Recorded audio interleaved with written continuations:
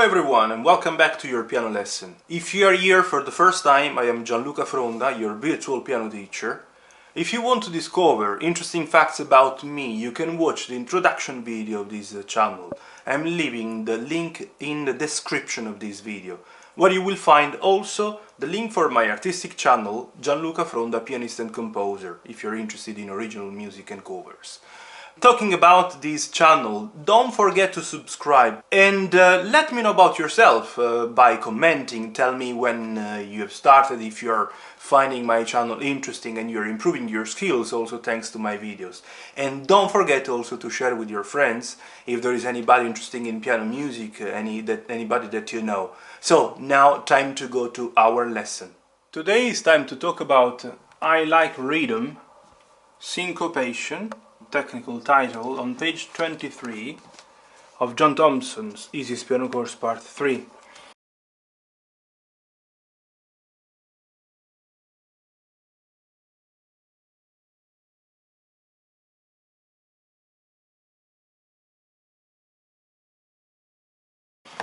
I keep saying all the time my private students come to this point that this is something that has been already discovered at the beginning of Thompson Part 1, when you studied the ragtime ruggles. Obviously at that time you didn't need any extra explanation, even though usually I like to say something to see if the seed can fall into the fertile soil of your brain, but then obviously the explanation, the clear and exact explanation, has to be given now.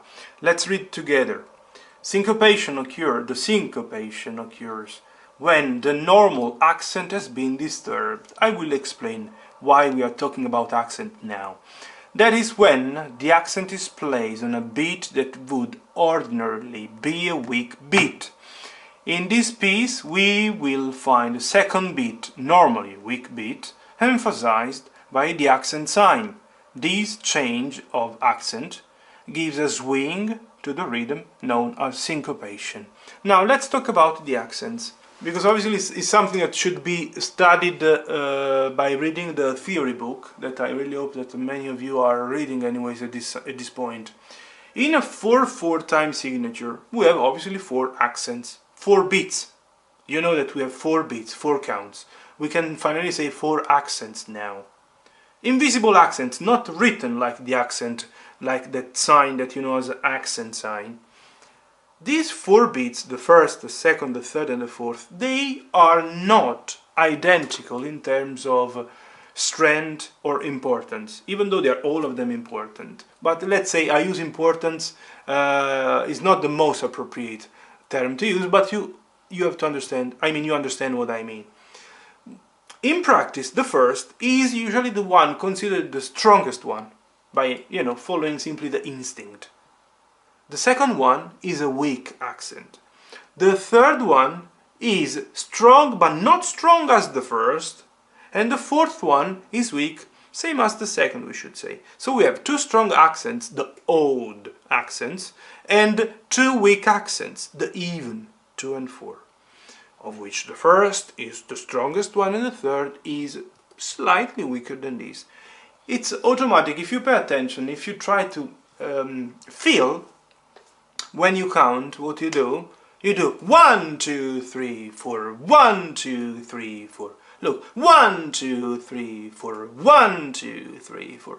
This emphasis that you give to the first is something normal, automatic. You can start maybe walking, having a little bit of fun and thinking at this rhythm, and you see that maybe sometime when you have fun, when you're a kid, when you're a child, you have the tendency of walking sometime in this way, or jumping, running, doing things, funny things that can definitely let you understand what happened also in music when it comes to accents. Okay, so in this specific case, look, the note G starts on the second count. First count, second count, obviously holding up to the third. Now, is here that occurs the syncopation, because this accent maybe was naturally supposed to be on the third, has been moved from the third to the second, let's say. And indeed, because on the third we don't have any new sound, and we are getting this emphasis on the second. So simply stress a bit more the second, and you are simply respecting the music sheet and you're respecting the accent. Let's play first. It's obvious that you might ask, but which one is the dynamic at the beginning? Let's maybe try to simplify, because they didn't write anything. Let's maybe copy mezzo piano. Let's try to understand why. First of all, because the second time when is featured again the theme, it starts mezzo piano. But we are having this crescendo taking you to mezzo forte. Let me think that obviously you are starting from mezzo piano. If you want, you can start piano. But to simplify, let's use only one dynamic for both starts. Okay? Now we can play 1 and 2 and 3 and 4 and 1 and 2 and 3 and 4 and 1 and 2 and 3 and 4 and 1 and 2 and 3 and 4, 1 and 2 and 3 and 4 and 1 and 2 and 3 and 4, 1 and 2 and 3 and 4 and 1 and 2 and 3 and 4 and 1 and 2 and 3 and 4 and 1 and 2 and 3 and 4 and 2 and 3 and 4 and 1 and 2 and 3 and 4 and 1 and 2 and 3 and 4 and 1 and 2 and 3 and 4, 1 and 2 and 3 and 4 and 1 and 2 and 3 and 4, 1 and 2 and 3 and stop. Now obviously I want to play it slower. 1 and 2 and 3 and 4 and 1 and 2 and 3 and 4 and 1 and 2 and 3 and 4 and 1 and 2 and 3 and 4 and 1 and 2 and 3 and 4 and 1 and 2 and 4 and 1 and 2 and 3 and 4 and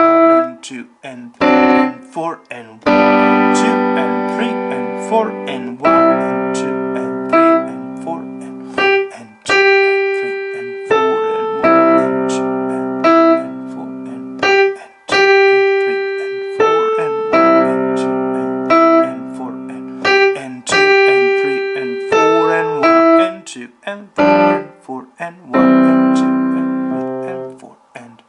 You might ask yourself, why is Gianluca counting 1 and 2 and 3 and 4 and? Because I keep saying that it's much better for you to count 1 and 2 and 3 and 4, and also when you have simply the staccato. Yeah, I know that there is no quaver, but something that I've explained previously is that to make it easy and to play the staccato, even though in a very mechanical and robotic way at the beginning, it's much better that you play it doing number down and up, because I keep noticing that also my private students, even though I'm insisting so much, they play the notes, sometime in the way they think. There are specific rules to respect, and this is the musical language that you have to learn, exactly like we learn the grammar at school to speak properly any language. Okay?